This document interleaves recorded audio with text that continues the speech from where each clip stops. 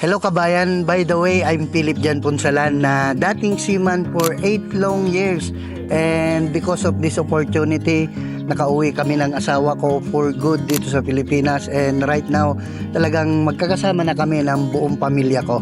And eto nga pala yung pamilya ko. Hello kabayan, I'm Catherine Joy Punsalan, dating OFW nurse from Saudi Arabia for 13 years. And because of this opportunity, ini-enjoy na yung buhay and right now, namamasyal na kung saan-saan. Hi everyone, I'm Meg Punsalan. Sobrang saya na nandito na kami sa right opportunity ngayon kasi dati sa video call lang kami nabubuo and right now nakakapag-travel na kung saan-saan. And last October, nag-birthday ako sa South Korea and dati hindi ko naman sila nakakasama pag mga special na occasion. Yes. And right now nakakasama ko na sila sa mga special na okasyon kagaya ng Pasko, New Year at mga birthdays ko. Message ko sa mga OFW na kagaya ng mga magulang ko. Alam niyo yung feeling ng mangiwan ng isang anak pero hindi niyo alam yung feeling ng isang anak na maiwan ng isang magulang. At sa mga anak ng OFW na kagaya ko, ramdam ko kayo. Kung nakita mo man tong video namin na to,